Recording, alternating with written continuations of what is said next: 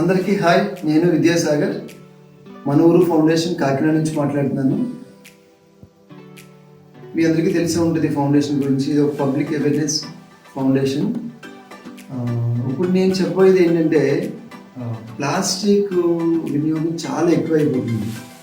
దీనికి government side నుంచి కూడా ఎటువంటి నియంత్రణ లేకపోవడం, ఇండివిజువల్స్ అవ్వచ్చు, వ్యాపారులు అవ్వచ్చు, ఇండస్ట్రీస్ అవ్వచ్చు, వాళ్ళు కూడా ఈ ప్లాస్టిక్ని ఎక్కువగా చాలా వినియోగించేస్తున్నారు. తగ్గించుకునే అవకాశాలు అయితే చాలా ఉన్నాయి.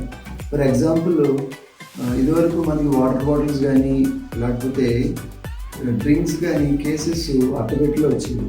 ఇప్పుడు ప్లాస్టిక్ దాంతో పెట్టేస్తున్నారు. అవి షాప్స్కి ఇస్తున్నారు. ప్లాస్టిక్ ర్యాప్ చేసి పెట్టినారు, అవి షాప్స్కి ఇస్తున్నారు. షాప్స్ వాడు బాటిల్ని తీస్తున్నాడు, ఈ ప్లాస్టిక్ దాన్ని రోడ్డు మీద వదిలేస్తున్నాడు. నేను కొన్ని ఫొటోస్ కూడా మీకు చూపిస్తాను. అంటే ఎంత నిర్లక్ష్యం అంటే, ఇండివిజువల్స్కి కొంతమంది అలా ఉన్నారు, కొంతమంది వ్యాపారులు అలా ఉన్నారు, కొన్ని కంపెనీస్ కూడా అట్లా ఉన్నాయి. చాలామందికి దీనికి సరైన అవగాహన లేకపోవడం అవ్వచ్చు, లేకపోతే బాధ్యత లేకపోవడం అవ్వచ్చు. ఈ ప్లాస్టిక్ వినియోగం ఎక్కువైపోతుంది, లేకపోతే దాన్ని రీసైకిల్ కూడా పంపించలేదు. వినియోగించినా పర్వాలేదు, కొన్నిసార్లు తప్పు, వినియోగించవచ్చు. ప్లాస్టిక్ వాడచ్చు, కవర్లు వాడచ్చు, ఏదైనా వాడచ్చు. కానీ రీసైకిల్కి చేసే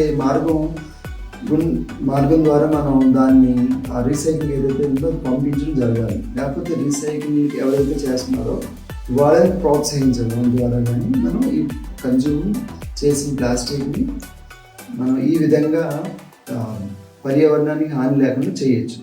సో మీ అందరికీ, అది ఇండివిజువల్స్ అవ్వచ్చు, యూత్ అవ్వచ్చు, వ్యాపారులు అవ్వచ్చు, కంపెనీస్ అవ్వచ్చు, ఇండస్ట్రీస్, అందరికీ కూడా కాకినాడ నుంచి నేను చాలా స్ట్రాంగ్గా మీ అందరినీ రిక్వెస్ట్ చేసేది ఏంటంటే, ప్లాస్టిక్ వినియోగాన్ని తగ్గించడానికి సాయశక్తిలో ప్రయత్నిద్దాం. తప్పని పరిస్థితుల్లో ఏదైనా వాడితే దాన్ని రీసైకిల్ అయ్యే విధంగా మనం ఒక చోట కలెక్ట్ చేసి దాన్ని రీసైకిల్ ఎవరైతే చేశారో వాళ్ళకి ఇవ్వడం కానీ, రీసైకిల్ చేసే వాళ్ళని ప్రోత్సహించడం కానీ, అటువంటివి ఏదైనా మనం చేద్దాం. అంటే రీసైకిల్కి ఇవ్వడం ద్వారా మనకి డబ్బులు వస్తాయి, కేజీకి 10 రూపాయలు వస్తాయి, 20 రూపాయలు వస్తాయని కాకుండా మనం దీన్ని ఒక బాధ్యతగా తీసుకోవడం ద్వారా ఖచ్చితంగా మనం రీసైకిల్కి అయితే ఇవ్వచ్చు. నేనైతే ఖచ్చితంగా చేస్తున్నాం. చాలా సంవత్సరాల నుంచి ప్రాక్టీస్ అయితే మాకున్నది.